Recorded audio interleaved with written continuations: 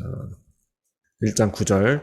나 요한은 너희 형제요 예수의 환난과 나라와 참음에 동참하는 자라. 하나님의 말씀과 예수를 증언하였으므로 말미암아 반모라 하는 섬에 있었더니 주의 날에 내가 성령에 감동되어 내 뒤에서 나는 나팔소리와 같은 큰 음성을 들으니 이르되 내가 보는 것을 두루마리에서 에베소, 서머나, 버가모, 두아디라, 사대, 빌라델비아, 라오디게아 등 7교회에 보내라 하시기로 몸을 돌이켜 나에게 말할 음성을 알아보려고 돌이킬 때에 7금 촛대를 보았는데 촛대 사이에 인자 같은 이가 발에 끌리는 옷을 입고 가슴에 금띠를 띠고 그의 머리와 털이 희기가 흰 양털 같고 눈 같으며 그의 눈은 불꽃 같고 그의 발은 풀무불에 단련한 빛난 주석 같고 그의 음성은 많은 물소리와 같으며 그의 오른손에 7별이 있고 그 입에서 좌우에 날선 검이 나오고 그 얼굴은 해가 힘있게 비치는 것 같더라. 내가 볼 때 그의 발 앞에 엎드려져 죽은 자 같이 되매 그가 오른손을 내게 얹고 이르시되 두려워하지 말라 나는 처음이요 마지막이니 곧 살아있는 자라 내가 전에 죽었었노라 볼지어다 이제 세세토록 살아있어 사망과 음부의 열쇠를 가졌노니 그러므로 내가 본 것과 지금 있는 일과 장차 될 일을 기록하라. 내가 본 것은 내 오른손에 7별이 비밀과 또 7금 촛대라. 7별은 7교회의 사자요 7촛대는 7교회니라. 아멘. 네, 지금 이 본문 말씀은 이제 사도 요한이 반모섬에서 이제 이제 감옥에 gathin 거죠. 유배된 거죠. 뭐 전승에 따르면 이 사도 요한을 로마에서 이제 죽이려고 했는데 막 끓는 물속에 넣는데도 죽지 않고 그냥 그대로 살아나왔다고 합니다. 전승에 따르면요. 그래서 어떻게 할 수가 없어가지고 이제 그냥 이렇게 유배를 보냈다고 하는 그런 전승이 있습니다. 네. 성경 말씀은 아니지만 이제 그런 기록들이 있는 거죠. 그래서 요한이 지금 이 반모섬에 오늘 1장 9절에 보니까 나 요한은 너희 형제요 예수의 환난과 나라와 참음에 동참하는 자라 하나님의 말씀과 예수를 증언하였으므로 말미암아 반모라 하는 섬에 있었더니라고 말하고 있습니다. 이 반모섬에 유배되어 있었던 그런 상황이었던 거죠. 이 요한을 제외하고 예수님의 제자들은 다 순교당했습니다. 다 이 뭐 전승에 따르고 또 성경에도 이제 그 기록들이 나오는데 일부 사도들은요 다 이제 순교 당하고 요한만 지금 이제 있는 상황이죠. 네, 요한이 가장 이제 오래 살았다고 합니다. 네. 그리고 이게 너무나 지금 교회 현실이 너무나 지금 암담한 상황입니다. 네. 로마가 이 예수님을 믿는 교회를 핍박하였기 때문에 예수님을 믿는 사람들은 다 잡아서 그렇게 처형하고 순교당하고 그런 일들을 지금 경험하고 있는 거죠.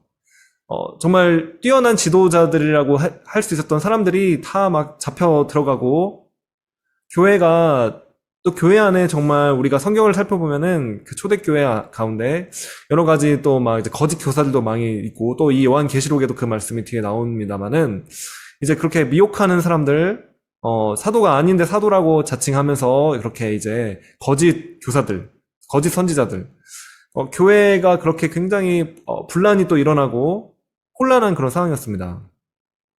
진짜 너무나 힘든 상황이죠.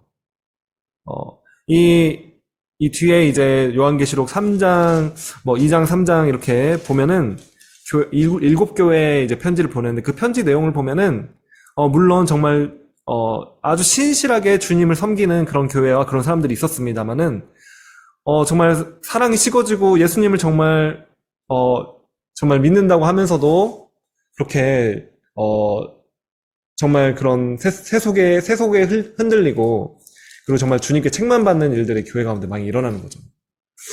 그래서 이 요한이 교회의 이제 지도자로서 이런 모든 상황들을 볼 때 얼마나 이제 마음이 힘들고 어렵겠습니까? 그리고 이제는 감옥에 유배되었기 때문에 이 반모섬이라는 곳은 빠져나갈 수가 없는 그런 곳입니다. 네. 그래서 정말 어떻게 현장에 다시 그 교회로 가서 그 교회를 다시 이렇게 바로 잡아주고 이끌어 줄 수도 없는 그런 상황이죠. 네. 어떻게 할 수가 없는 상황입니다. 그리고 그런 모든 이제 같이 했던 그런 동료들 정말 교회 현실이 너무나 지금 암담한 상황이었어요. 어떻게 할 수도 없었고 정말 요한의 마음에는 좌절과 낙심밖에 찾아오지 않았을까 그렇게 생각이 됩니다. 어떻게 할 수 없는 그런 상황. 진짜 그런 힘든 어려움과 낙심이 찾아오는 그런 상황인 것 같습니다. 사실 저희 예배 시작하기 전에 제가 잠깐 나눴지만 저희 둘째 딸이 주일날 오후에 이제 있다가 넘어지면서 이마가 찢겼어요. 그래가지고 이제 응급실에 가서 이마를 꼬매는 그런 상황이 되었는데 너무나 진짜 어떻게 할 수 없는 낙심되는 그런 마음이 들더라고요. 너무나 막 진짜 마음이 막 정말 무너진다고 해야 될까요? 또 그 막 응급실에서 막 기다리면서 다른 막 사람들 막 진짜 아픈 사람들 막 왔다 갔다 하면서 막 그런 상황 가운데 정말 그 마취를 또 해야 되는 상황인데 그걸 꼬매기 위해서 한 2시간 정도 기다렸던 것 같아요. 그 기다리는 동안 기다리고 막 애기는 막 그냥 또 아무것도 모르고 그냥 막 거기서 놀고 있고 그리고 또 이제 마취를 시키고 수술실로 들어가서 그 앞에까지 갔는데 문이 닫히고 이제 그 수술을 이제 꼬매는 거죠. 이제 저는 밖에 있어야 되는데 어떻게 할 수 없는 그런 상황. 근데 막 마취를 했는데도 수면 마취였는데 또 막 소리가 막 아기가 소리를 지르는 소리가 막 들리더라고요. 그래서 진짜 너무 마음이 힘들고 어려웠습니다. 사실 지금까지도 참 마음이 이렇게 안타까운 너무 힘든 마음이 지금 있거든요. 네. 그런데 요한계시록을 이제 묵상을 하게 되었는데 이 요한의 마음이 그냥 좀 굉장히 힘들지 않았을까. 지금 어떻게 할 수 없는 반모선에 유배돼서 진짜 어떻게 뭐 아무것도 할 수 없는 그런 상황. 그리고 교회는 막 정말 제대로 서가지 못하고 교회 가운데 막 지도자들은 다 또 잡혀가고 순교당하고 막 고난당하고 또 교회가 그렇게 막 박해당하고 또 교회가 또 그 와중에 또 막 그 안에서 막 정말 예수님의 책망을 이렇게 많이 들을 정도로 그 안에 막 분쟁과 정말 믿음을 바로 갖지 못하고 막 그런 어려운 일들이 막 일어나는 걸 볼 때 교회의 어떤 정말 그런 리더로서 요한의 마음이 정말 참 무너져 내리지 않았을까 그런 생각이 들었습니다.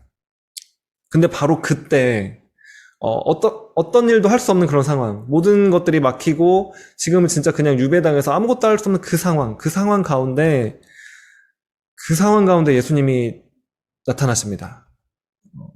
그래서 10절에 보니까 주의 날에 내가 성령에 감동되어 내 뒤에서 나는 나팔소리 같은 큰 음성을 들으니 음성을 들으면서 돌아보니까 바로 7 금촛대가 있고 그 금촛대 사이에 인자 같은 이 예수님이시죠. 예수님이 이렇게 발에 끌리는 옷을 입고 가슴에 금띠를 띠고 그리고 정말 막 머리도 막 하얗고 막 그런 어떤 눈은 불꽃 같고 막 그런 예수님. 정말 그런 예수님께서 많은 물소리와 같은 그런 음성을 막 내시면서 예수님께서 뒤에 계시는 것을 이 사도 요한이 목격하게 됩니다. 아무것도 할 수 없는 낙심과 절망과 좌절의 상황 가운데서 예수님께서 말씀하시며 예수님께서 사도 요한에게 오시는 것입니다. 그러면서 그 주님께서 말씀하시면서 이제 17절에 보니까 내가 볼 때 그의 발 앞에 엎드려져 죽은 자 같이 되매 그가 오른손을 내게 얹고 이르시되 두려워하지 말라 나는 처음이요 마지막이니 곧 살아있는 자라 내가 전에 죽었었노라 볼지어다 이제 세세토록 살아있어 사망과 음부의 열쇠를 가졌노니 라고 예수님께서 두려워하지 말고 그렇게 정말 예수님께서 손을 얹으시면서 격려를 해주시는 것을 우리는 보게 됩니다. 그 음성을 들을 때 정말 그 사도 요한이 다시 그 마음이 회복되고 살아나게 되는 것이죠. 그러면서 우리 그 사도 요한이 인간의 눈으로 볼 때 교회가 다 무너져 내려가고 교회가 어떤 소망이 없고 교회가 다 정말 모든 어떻게 할 수 없는 그런 상황 그리고 내가 어떤 가서 일을 할 수도 없는 상황 모든 것이 좌절되고 낙심되고 모든 것이 막힌 것 같은 길이 다 막힌 것 같은 사방이 다 앞으로 갈 수도 없고 뒤로 갈 수도 없는 정말 그러한 상황 가운데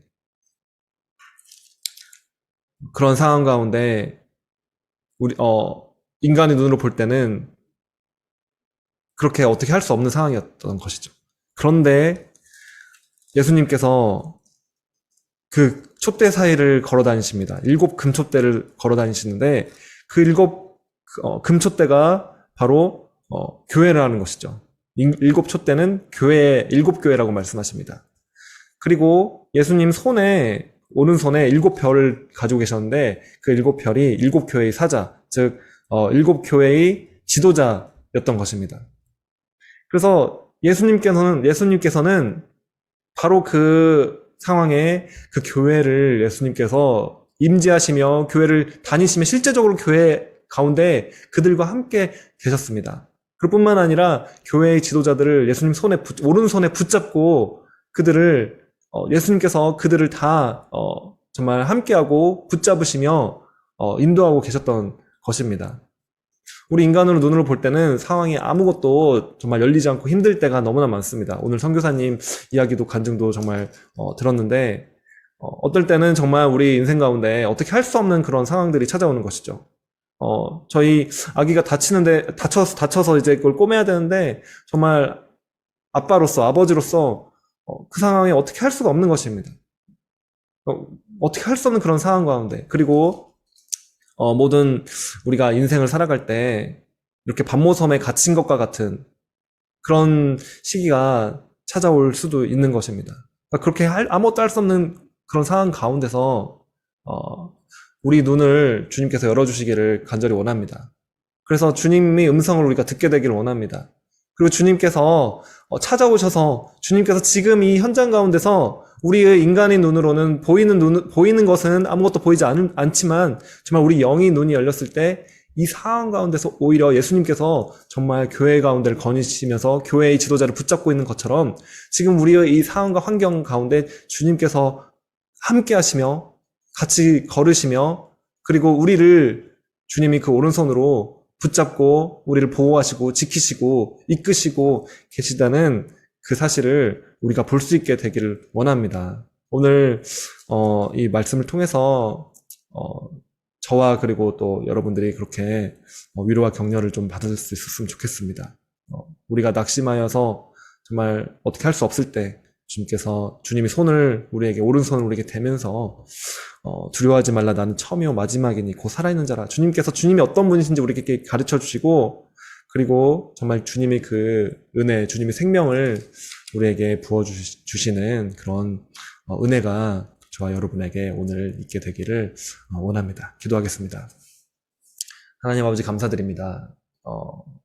우리에게 정말 찾아와 주시는 주님, 우리가 힘들고 낙심되고 좌절했을 때, 어떻게 할 수 없었을 때, 그리고 어떻게 할 방향도 보이지 않을 때, 그럴 때 정말 이 사도 요한에게 주님께서 찾아와 주셔서 정말 주님이 어떤 분이신지 가르쳐 주시며 또 교회 가운데 주님께서 지금 운행하시며 함께 하시며 거니시며 그리고 교회의 어떤 지도자들을 붙잡고 계시고 인도하시고 교회를 이끌어 가시는 그 주님이심을 보여주셨던 것처럼 우리와 함께하여 주시옵소서.